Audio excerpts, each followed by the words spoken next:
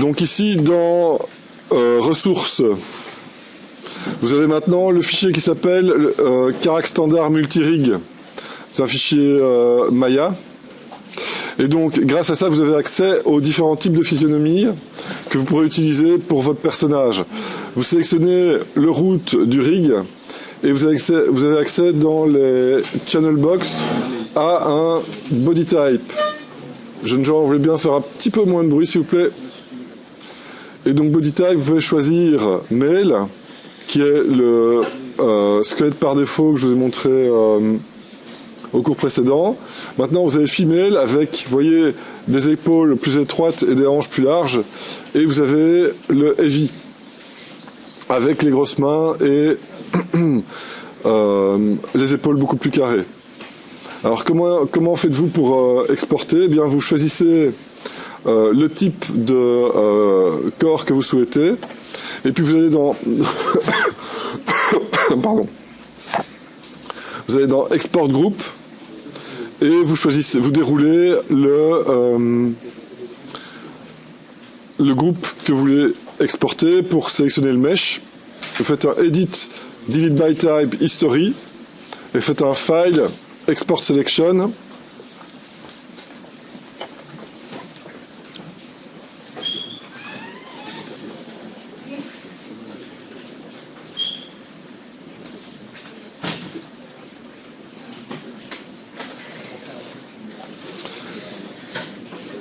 Vous sauvez ça en OBJ.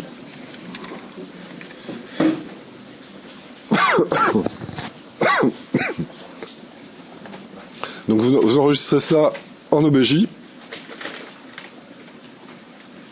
Et dans cette brush, dans votre fichier, vous faites un Z-plugin multi-append. Et vous allez chercher la nouvelle référence. Et donc maintenant, vous pouvez continuer votre travail.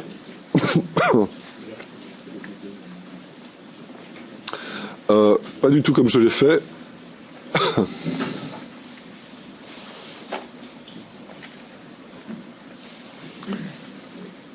Mais en sculptant à partir donc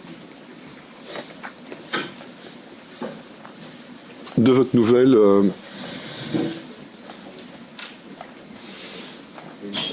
référence. Donc là je reprends la filière de production à partir de là où j'avais laissé ça la dernière fois.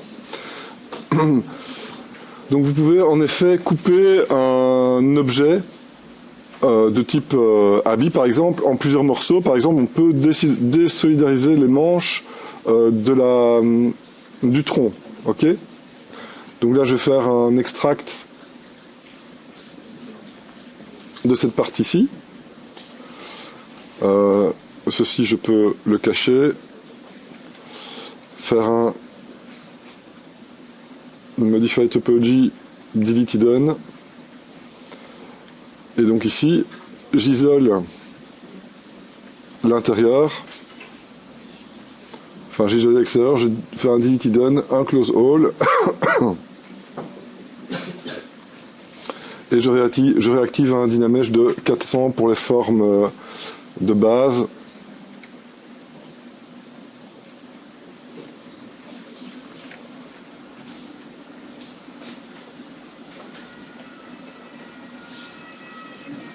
Et donc ici on pourra cleaner l'interaction, l'intersection entre l'épaule, entre la manche et l'autre groupe plus tard.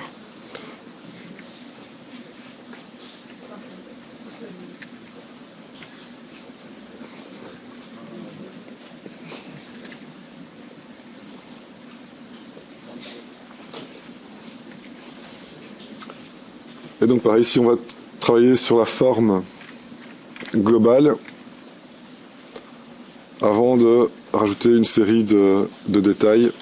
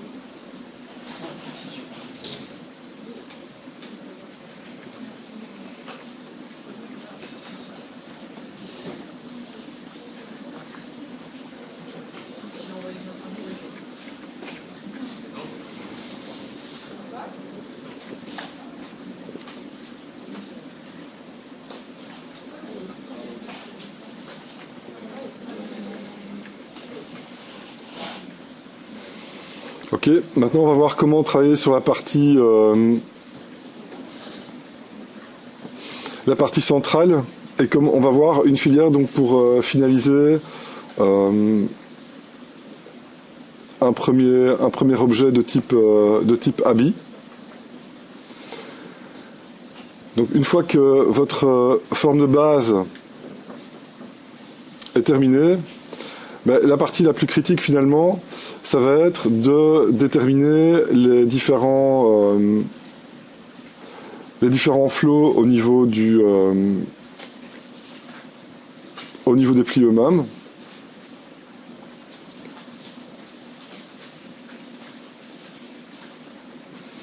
Et pour ça, je vais prendre une broche standard.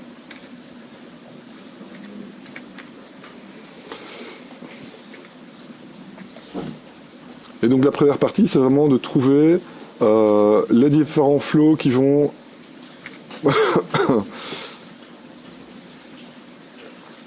habiller donc le mesh. Alors en général, on va trouver deux types de zones qui sont des zones de tension, par exemple le dessus des épaules, les genoux, les coudes, le dessus de l'épaule ici aussi, qui seront des endroits à partir desquels les plis vont se créer en réseau et sur lesquels il n'y aura pas beaucoup de plis. D'accord ? Donc ça c'est le premier type de forme que l'on va reconnaître pour dessiner ces différents plis. Ensuite, le deuxième type de zone, ce sont les zones de compression. Donc c'est les endroits où les plis vont être comprimés, ici par exemple, entre la partie supérieure du corps et la partie du ventre ici, et on va retrouver à cet endroit-là des types de plis en accordéon, avec des accordéons qui sont un petit peu plus serrés, qui sont même carrément plus serrés au niveau de la zone de compression, et qui s'éloignent de cette zone en créant des losanges, puisque ces différents plis vont s'imbriquer les uns dans les autres. Et donc ça va faire naître des zones de compression et des zones de tension. Et donc on va jouer avec des flots pour interconnecter donc ces deux types de zones, et donc faire naître le réseau de plis en fait.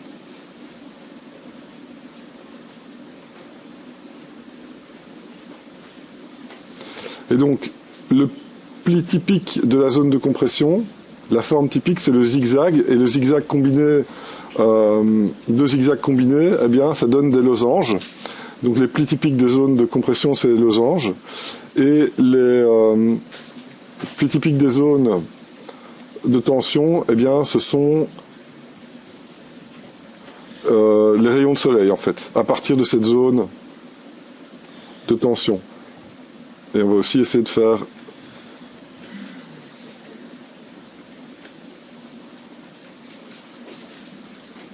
des réseaux qui se rejoignent. Alors essayez de ne pas faire des plis qui ont ni la même taille, ni la même épaisseur, ni le même angle. Donc si vous voulez avoir quelque chose de naturel, il faut éviter les répétitions et les rythmes. Donc par exemple, ici, on a 4 plis qui ont la même taille, qui ont le même angle de différence entre eux et qui ont la même épaisseur, la même longueur. Donc l'objectif c'est de faire des plus petits, des plus larges et de varier les différentes intensités et puis de bien intégrer ça au niveau de votre modèle avec du smooth, etc. D'accord ? Pour que ça ait l'air naturel. Alors ici, je travaille en symétrie pour commencer, pour trouver les différents flots. Et après, je casserai la symétrie pour avoir un aspect un petit peu plus naturel.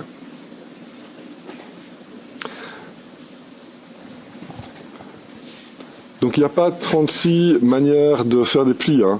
Donc ça veut dire beaucoup d'observations, prendre des références et essayer d'identifier les différents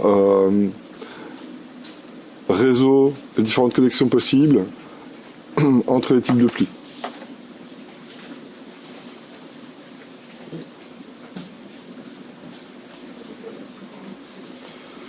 Quand vous n'avez pas assez de résolution, ben vous recalculez un Dynamesh pour à nouveau attraper la résolution nécessaire.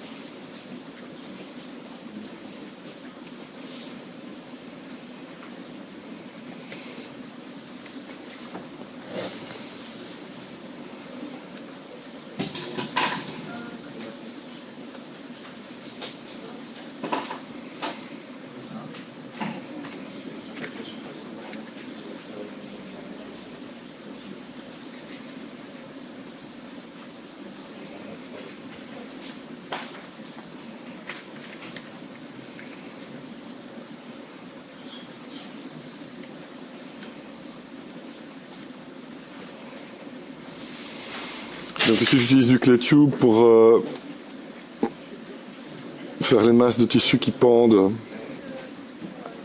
un petit peu plus ici au niveau du sketch.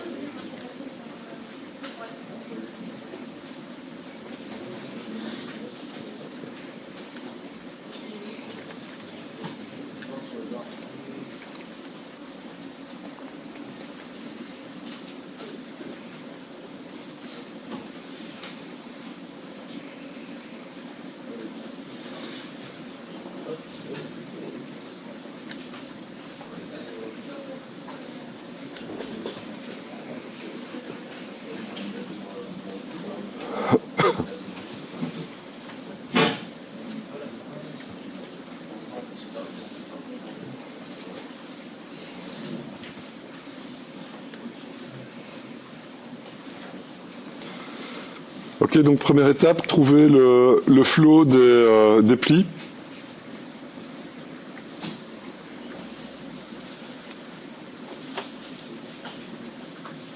Et comme je vous le dis, à part analyser les points de tension, les points de compression et trouver les différents flows, c'est cette étape-là en fait qui va prendre le plus de temps, d'accord, de trouver les bons flows. Après, ce que je vais vous montrer au niveau de la finalisation, c'est assez facile en fait. Mais l'étape la plus cruciale chez vous, c'est de trouver ces flows-là adaptés au type de tissu que vous avez. Si c'est un tissu épais avec des gros plis, c'est un tissu plus fin, complètement serré sur le corps avec des plis extrêmement fins, de type latex, etc. Donc c'est à vous d'adapter le flow au type de tissu. Prenez des références, d'accord? C'est aussi en regardant des références, des différentes textures de matières, de tissus que vous allez prendre comme référence, que vous allez comprendre comment ça va fonctionner au niveau des flows. Alors maintenant on va voir les outils pour faire les sangles. Alors l'outil pour faire les sangles s'appelle, l'outil c'est la brush Curve Strap Snap. Ok ? C'est un outil qui fonctionne exclusivement sur les objets qui n'ont pas de subdivision. Donc si vous voulez le faire sur un objet sur lequel vous avez déjà créé des subdivisions, eh bien il va falloir le dupliquer et supprimer les subdivisions en faisant un delete higher ou un delete lower. Alors comment s'utilise l'outil? Eh bien c'est une courbe que vous allez pouvoir poser sur votre modèle.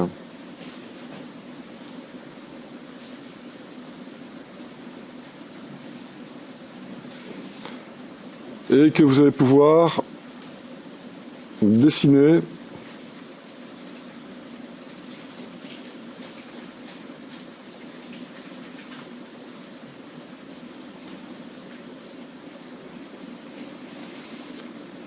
tout autour de votre modèle.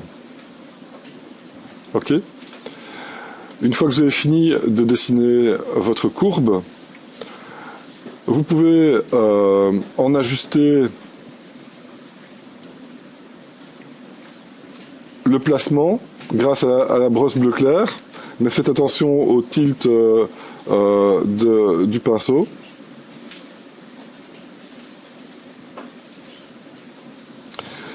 Alors, les contrôleurs de la courbe se trouvent ici dans Curve.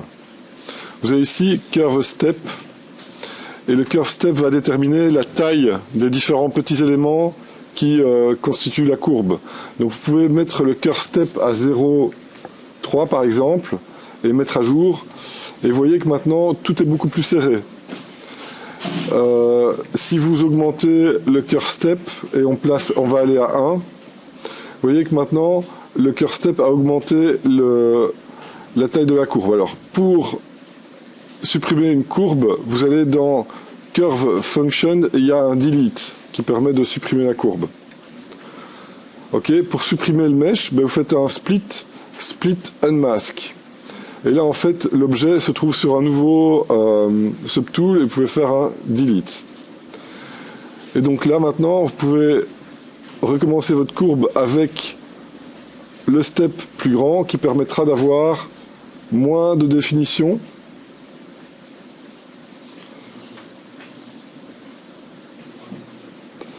Et dans notre cas, c'est ce qu'on veut. On veut quelque chose de pas trop défini pour pouvoir le retoucher facilement si jamais c'est nécessaire en fait.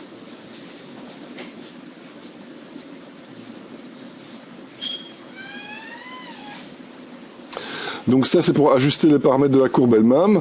Pour ajuster les paramètres du modèle, eh bien vous avez la taille de votre la taille de votre brush qui, une fois que vous cliquez sur la courbe, permet de changer la taille de la sangle qui est créée.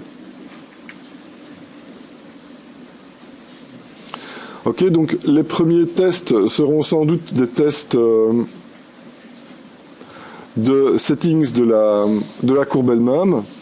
Et une fois que vous êtes content avec les settings de la courbe, eh bien vous travaillez sur les settings de la brush pour avoir la bonne taille de sangle. Donc vous diminuez la taille de votre pinceau. Attention, pas le pinceau bleu clair, le pinceau rouge. Et une fois que vous avez la taille ajustée, vous cliquez sur la courbe et il va ajuster automatiquement.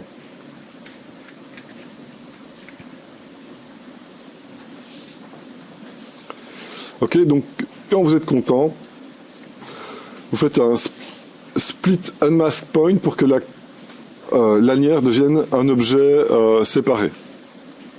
Alors c'est un objet qui est low poly et que l'on peut encore ajuster avec du move. C'est parfois plus facile d'ajuster ça une fois que c'est un objet séparé, plutôt que d'essayer d'avoir une courbe parfaite.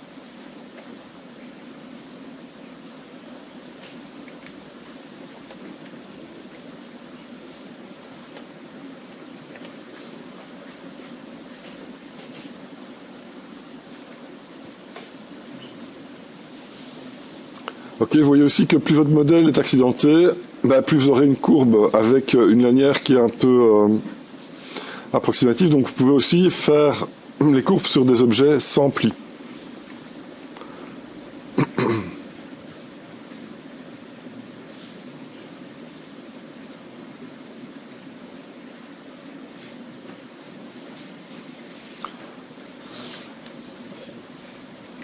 Donc ça c'est pour les lanières. Alors il y a certains étudiants qui ont des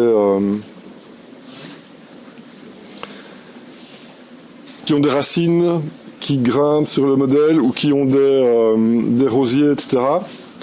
Alors pour supprimer une courbe, je répète curve function delete et vous avez un autre outil qui s'appelle le curve tube snap.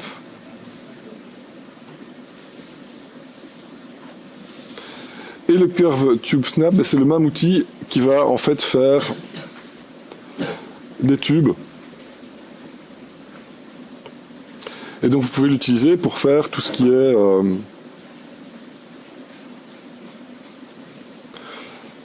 racines, etc. Une fois que vous êtes content avec votre modèle, vous pouvez cliquer à côté de l'objet pour valider cette partie-là et créer une deuxième partie. Continuez à valider. OK? Oui. Donc effectivement, vous pouvez aussi choisir d'avoir quelque chose qui devient de plus en plus fin avec la hauteur. Pour ça, dans les curves modifiers, vous avez un curve fall-off. Et le curve fall-off doit affecter la taille de la brush. Ok? Et là, on voit que ça devient de plus en plus fin. Alors, on va inverser la courbe pour que ça devienne plus fin dans le bon sens. Et on peut affecter aussi le profil de la courbe pour que le profil du tube soit affecté. Et si on ne veut pas arriver à 0, eh bien on relève juste le petit la fin ici. Oui. Alors, le curve tube crée des tubes et le curve strap fait des straps. Non, le curve tube snap, en fait, Ah, le curve tube tout court, en fait, tu peux, tu pars de l'objet, mais tu t'éloignes de l'objet, ça ne se snap pas à l'objet en fait. Tandis que le curve to snap, tu restes tout le temps collé sur l'objet sur lequel tu dessines. D'accord, donc voilà différents petits outils qui vont servir à faire toute une série d'accessoires. Donc il y avait des racines, il y avait des ronces. Donc ça c'est assez intéressant en fait.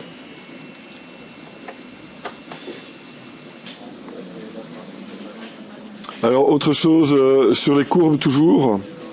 Donc quand vous avez dessiné une courbe,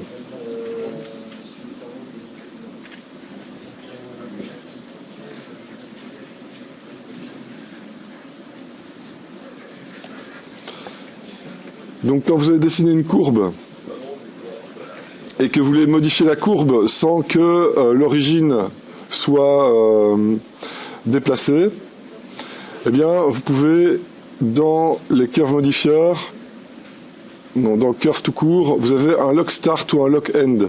Si vous avez un lock start, eh bien vous allez pouvoir modifier la courbe sans que l'origine ne puisse bouger. Et si vous faites un lock end, eh bien vous bloquez les deux points des extrémités de la courbe.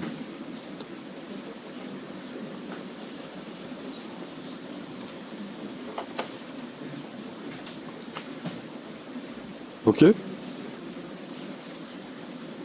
Une chose assez importante ici au niveau des objets qui sont créés une fois qu'on a fait le curve strap snap. Vous pouvez encore gérer l'épaisseur globale de la strap en allant dans déformation et en jouant sur l'inflate ici. Ok, qui va avoir un effet global sur le mesh. Maintenant, si je subdivise ce mesh, bien vous voyez que ça devient complètement mou. Ok, et qu'on perd l'épaisseur.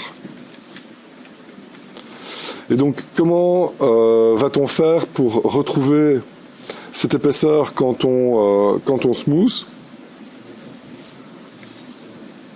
Eh bien, on va utiliser les polygroupes.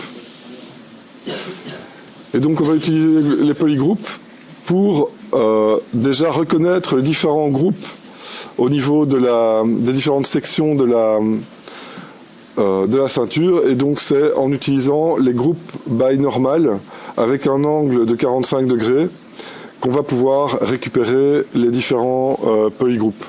Une fois que c'est fait et qu'on subdivise, c'est toujours tout mou. Et donc qu'est-ce qu'on va faire? On va utiliser un nouvel outil. Dans géométrie, en fait, il y a un outil crease. Donc crease, ça va permettre de faire des hard edge. Et donc il y a un outil qui s'appelle Crease PG. Et donc, regardez ce qui va se passer à l'écran. Quand je clique sur Crease PG, vous voyez que les edges entre les polygroupes, donc Crease polygroup, les edges entre les polygroupes deviennent doubles. C'est-à-dire maintenant, quand je fais une subdivision, une fois, deux fois, vous voyez qu'il n'y a absolument plus de smooth au niveau des edges. Maintenant, en général, je trouve que c'est un peu hard comme edge, et j'aime bien quand même garder un petit peu de bevel à cet endroit-là. Donc ce que je vais faire, je fais deux subdivisions avec le crease, et puis je fais un uncrease all, et je fais deux subdivisions sans le crease. Et là, on retrouve quelque chose de bien structuré, mais avec un bevel sur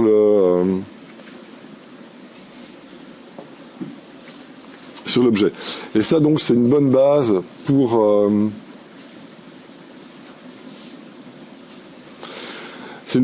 travailler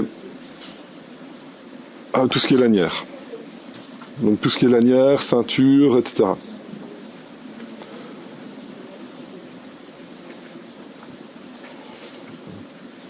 Donc je vais remontrer ici sur l'autre partie. Donc je vais avoir curve strap snap, le step à 1.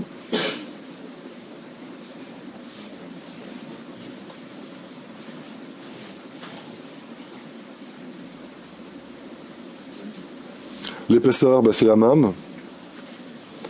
Et donc on fait un split unmask.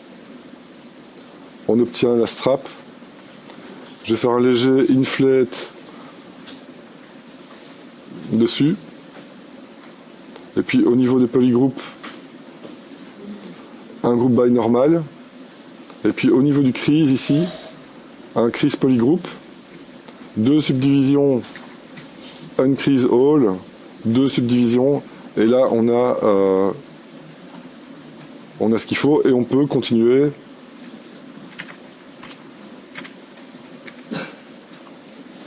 à faire évoluer ça, à replacer ça quand c'est nécessaire. Donc même quand vous êtes en mode lanière, vous pouvez continuer à travailler là-dessus.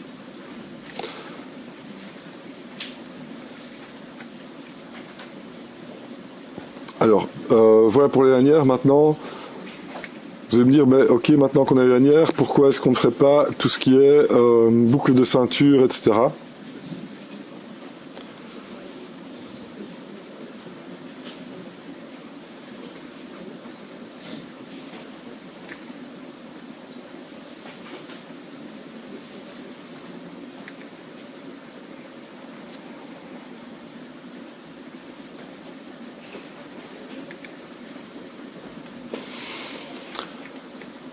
Donc là, on va voir comment faire des boucles de ceinture et toute une série de petits éléments de géométrie un petit peu plus précis, de type art surface, etc.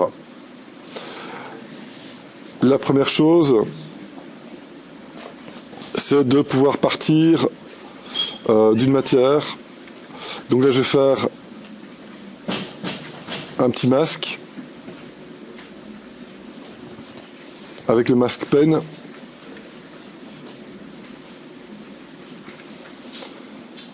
Et ça, c'est juste un prétexte pour pouvoir faire un extract et accepter l'extract. Le but, c'est d'avoir un nouveau subtool avec une petite portion de matière dessus. Ensuite, on va voir un nouvel outil, encore une fois, dans Géométrie. On va voir ce qu'est la shadow box. Et donc la shadow box, on va paramétrer ça à 512 et puis on va cliquer sur shadow box.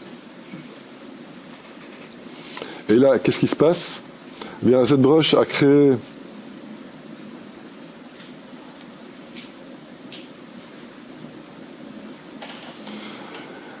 un objet. Il a d'abord projeté ce qu'il y avait comme objet sur tous les plans et il a fait un petit masque. Ok? Eh bien, l'objet qu'il a recomposé ici est fait par la projection des différents masques les uns sur les autres. Donc par exemple, là, si je vide les masques, eh bien l'objet disparaît. Si maintenant, avec mon masque pen, je viens dessiner sur un des plans,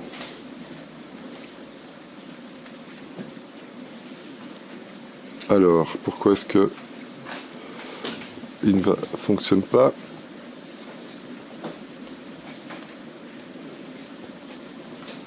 Masque lasso. Ok, donc le masque pen ne fonctionne pas.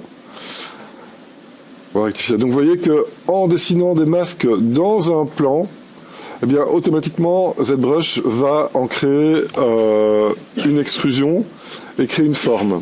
À partir du moment où il n'y a pas d'autres contraintes, on voit que par défaut, il donne une épaisseur. D'accord? Et donc quelles que soient les formes que l'on dessine, eh bien, il va trouver la manière de l'extruder. Et on peut donc dessiner avec du masque dans différents plans pour avoir différentes formes. Ok, donc on voit que c'est contraint dans les deux dans les plans. Donc ici, on a envie de créer des boucles de ceinture, etc. Bah, on va voir que on peut faire aussi des décorations d'armure. On va commencer par les boucles de ceinture. Alors là, je vais prendre par exemple le Mass Rect. Et on voit que... Ah, il va pas non plus en fait.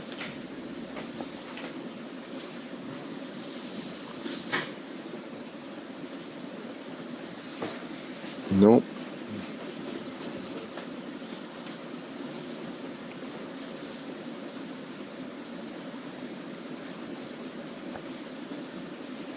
On va resetter les alphas.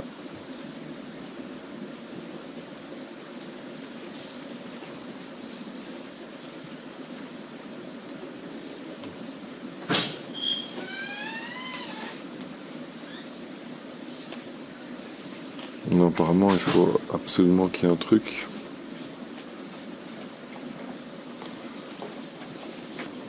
Donc j'ai redémarré ZBrush. Pour faire les boucles de ceinture, on va utiliser donc le rectangle et on va voir qu'on va pouvoir creuser et créer des objets de type boucle de ceinture, ou en tout cas une base pour créer des objets de type boucle de ceinture. Maintenant, j'ai envie de quelque chose d'un peu plus symétrique, un petit peu plus rigoureux, donc je vais aller dans Transform, activer la symétrie, sur l'axe X et Y, en local.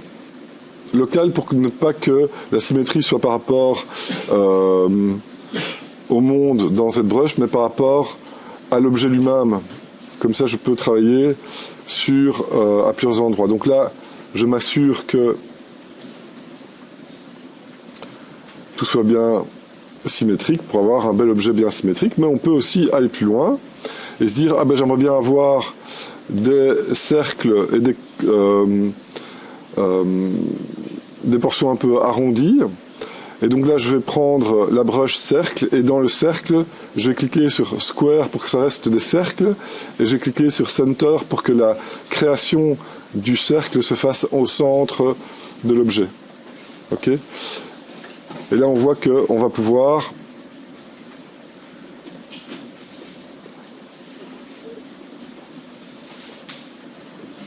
avoir une ceinture. Alors, pour pouvoir dessiner de l'alpha même au travers de l'objet, il faut activer la transparence et décocher le ghost.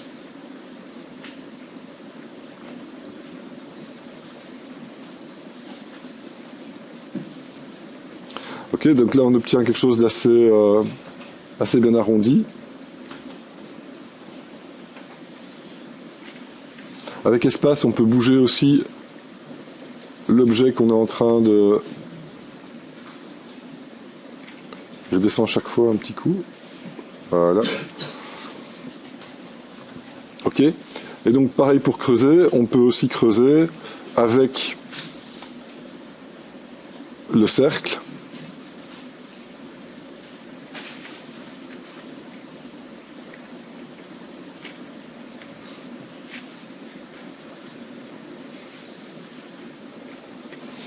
Et creuser avec le rectangle.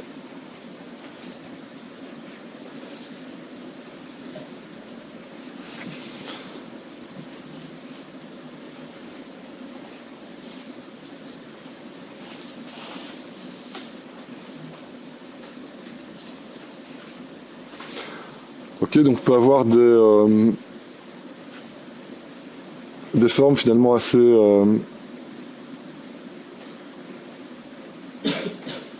sympa.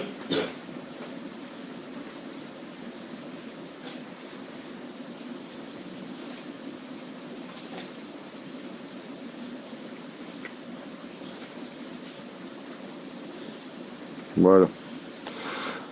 Ok, alors vous pouvez contraindre ou pas dans l'autre vue, mais là ça permettrait par exemple d'affiner le résultat final. Ok. Une fois que vous êtes content, vous décochez Shadowbox et vous avez un objet, un nouvel objet dans vos subtools que vous allez pouvoir utiliser sur vos ceintures pour faire les boucles.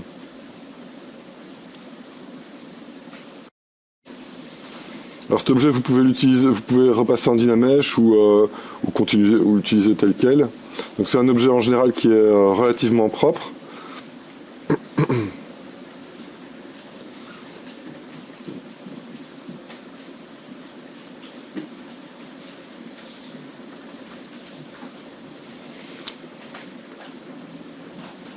Et donc là, on va le replacer sur la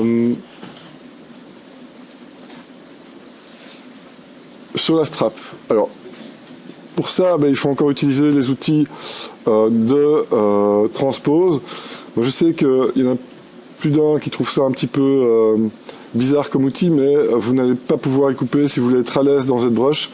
Il va falloir utiliser l'outil transpose pour pouvoir scaler, etc. l'objet. Donc pour le moment c'est des rotations, mais donc, je vais scaler l'objet.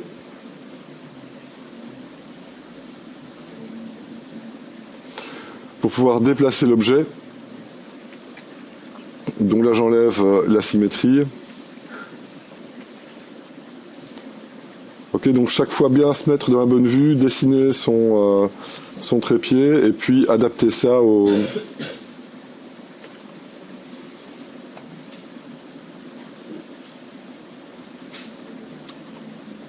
mèches.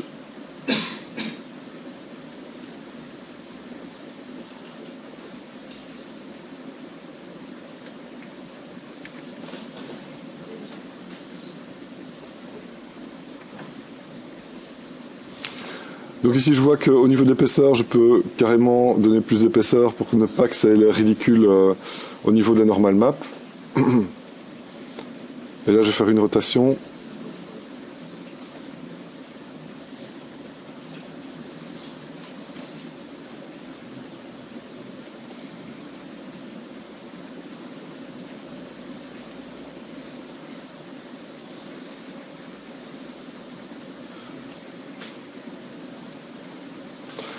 Donc important de bien travailler là-dessus pour pouvoir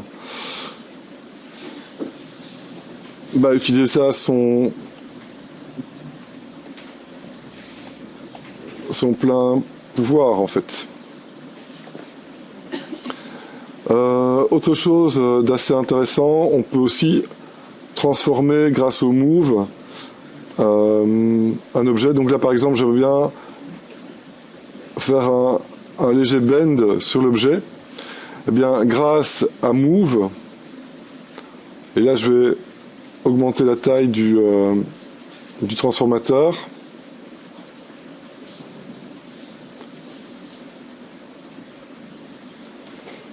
Grâce à move et à alt, eh bien je peux faire un léger bend, vous voyez, sur l'objet. Donc ça c'est avec alt sur le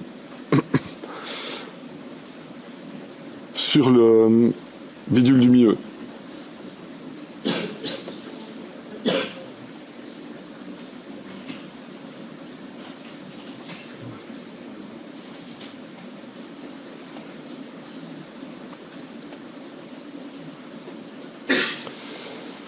Alors donc c'est intéressant d'avoir un objet qui vient faire la boucle, mais c'est aussi intéressant d'avoir un objet qui vient faire la petite lanière qui va passer à l'intérieur sans devoir modifier forcément la lanière qui est en dessous. Alors comment est-ce qu'on va faire ça? On va avoir un nouvel outil. Alors c'est un outil qui s'utilise sur un objet sans subdivision, donc je vais faire un delete lower, et c'est un outil qui s'appelle Topology. Alors l'outil Topology, il s'utilise dans toute une série de cas. Ici on va faire juste une lanière en plus, mais on pourrait faire des poches, on pourrait faire des détails de hard surface avec ça. C'est vraiment un outil assez incroyable. Et qu'est-ce que c'est en fait? C'est un outil à base de courbes.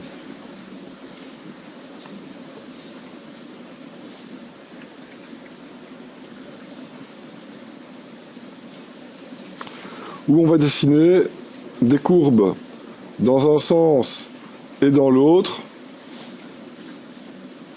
Et grâce à ça, en fait, ZBrush va pouvoir générer de la géométrie.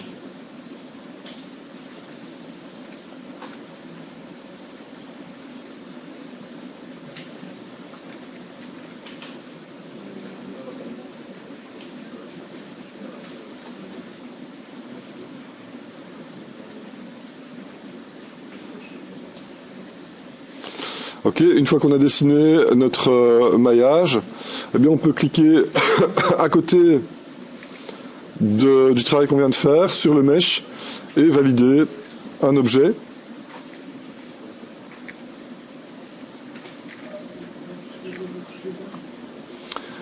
Et donc l'objet qui est extrait est vraiment très propre.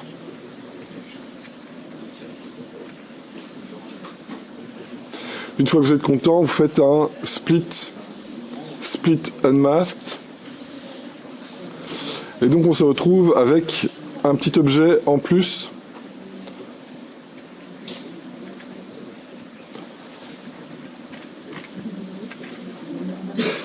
que l'on peut modéliser, remodéliser un petit peu avec l'outil Move.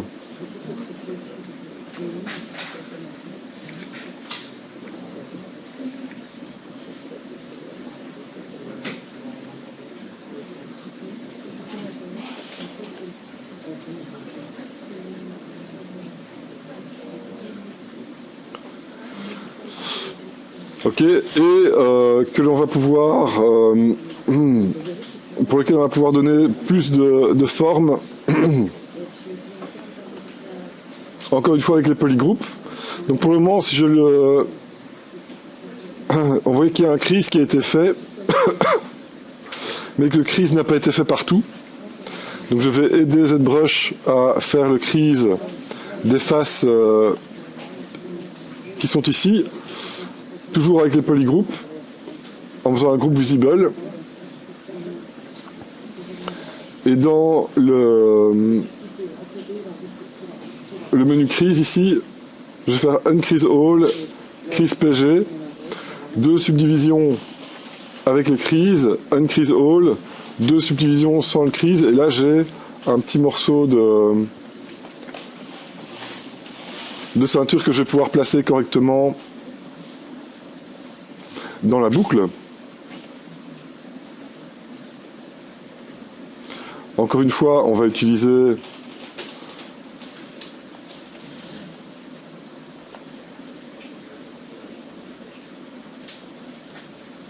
l'outil le moins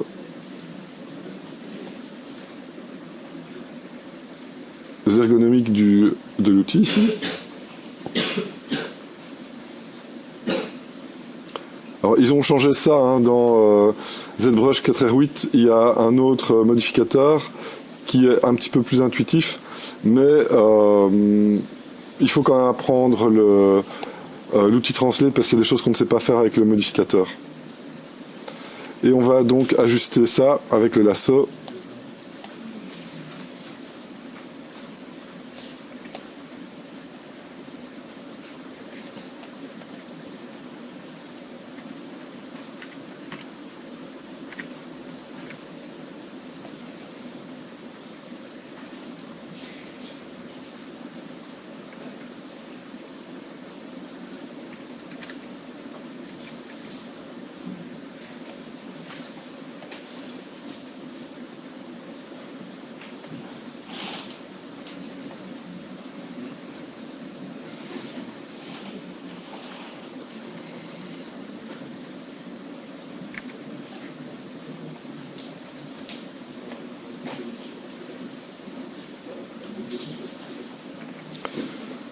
Ok, et donc là vous avez la possibilité de faire des choix.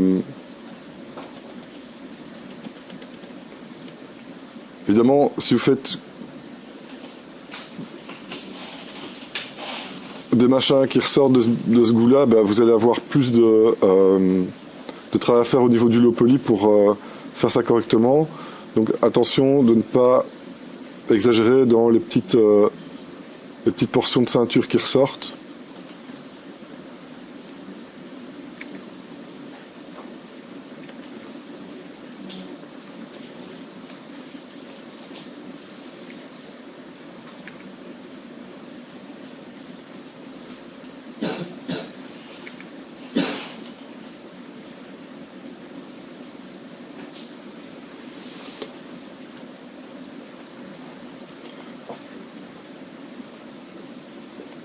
Ok, et plus tard on pourra habiller ça avec des coutures, etc.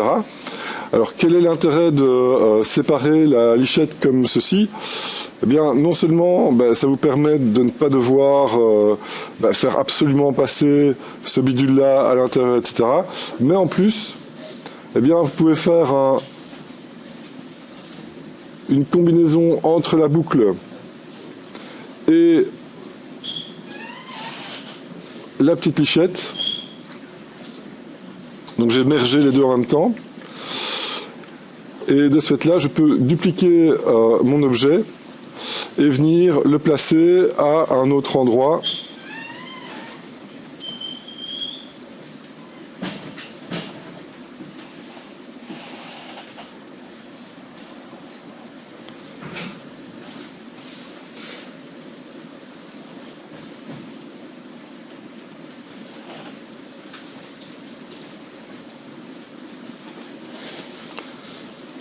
D'accord, donc on peut placer donc l'objet à un autre endroit pour eh bien, ne pas devoir modéliser 36 boucles, mais avec une boucle et une lichette, eh bien, on a modélisé toutes les boucles et les lichettes qu'on a, dont on a besoin pour le projet.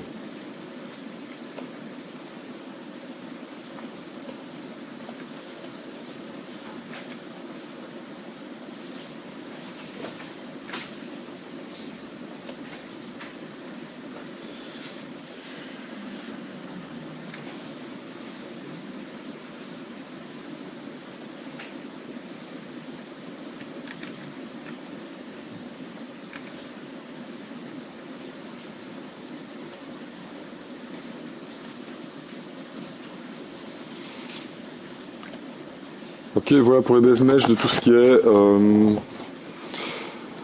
ceinture, boucle de ceinture, etc. Ok, donc du coup on peut afficher à nouveau le corps et continuer à bosser sur la suite.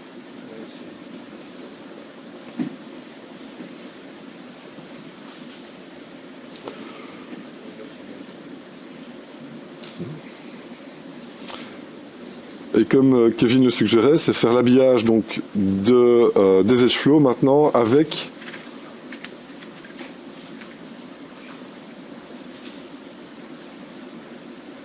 les lanières qui viennent enserrer le tissu.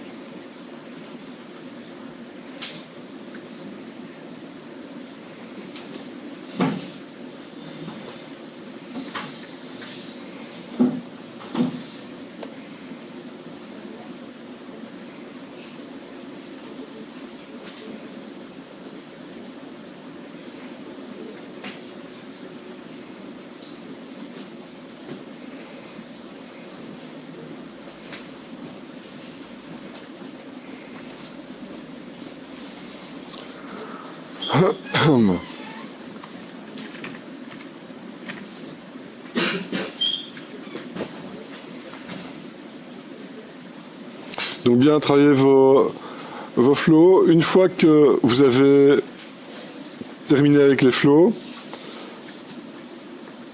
la deuxième passe, on va subdiviser une fois la géométrie. Et là, on va restructurer avec du DAM standard et du trim dynamique tous les plis pour bien comprendre leur structure et bien marquer leur structure pour que ça affecte convenablement la lumière. Donc là, on va trouver les planes, bien faire apparaître les fameux losanges qui constituent les flots des plis.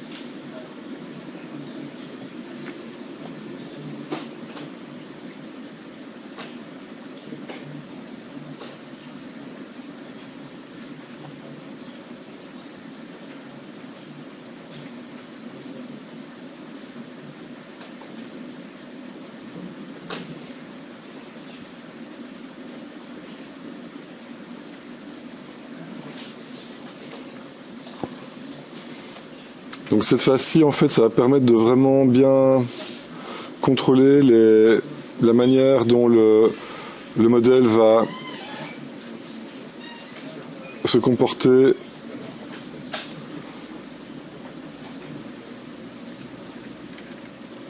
une fois qu'il sera éclairé.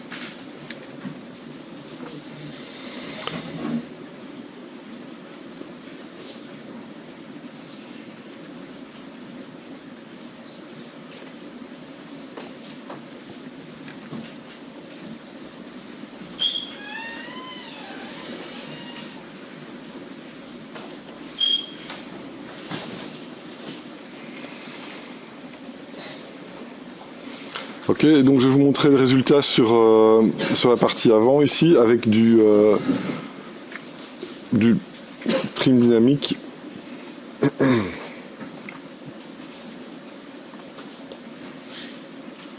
On vient tendre les surfaces.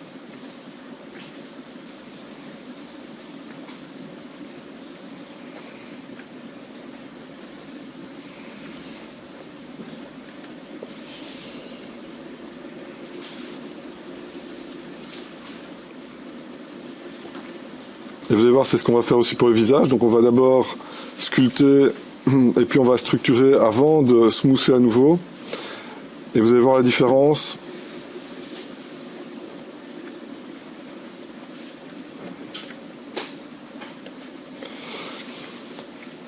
Donc ici, je vais smoother cette partie-là.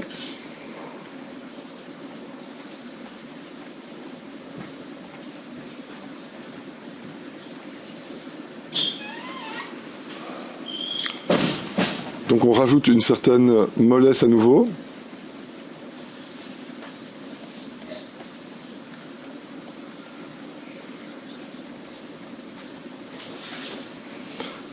Mais cette fois-ci,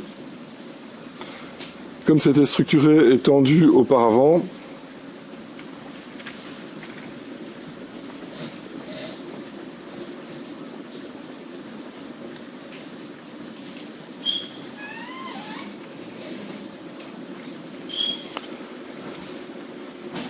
donc vous voyez ici où ça n'a pas été tendu, ben, on voit que tout est mou, tandis que maintenant on a vraiment des zones bien marquées, avec une structure bien solide au niveau des plis. Et une fois qu'on a fait ça, eh bien, on va rajouter de la gravité et de l'épaisseur, toujours avec la broche dame standard.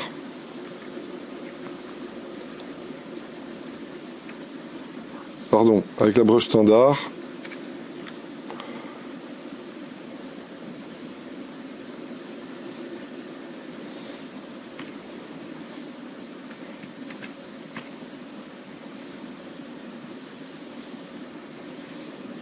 On vient rajouter de l'épaisseur au pli.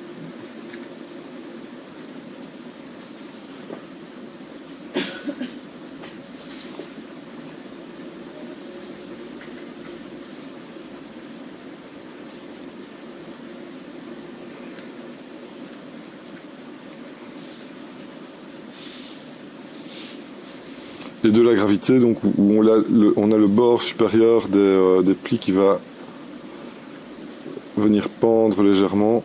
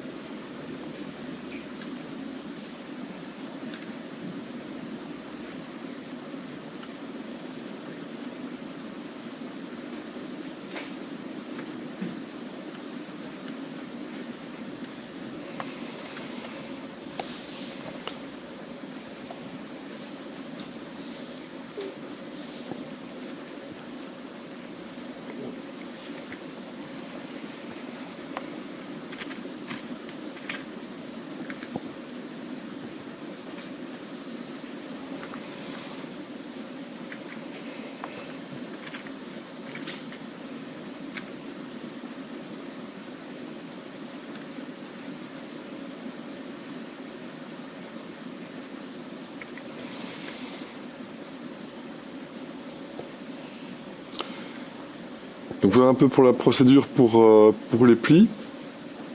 Maintenant, une fois que vous avez les polis qui sont faits, vous allez pouvoir placer eh bien, toute une série de détails de type couture, etc. Donc n'oubliez pas que cet objet a été fabriqué... Je vais quand même sauver ça.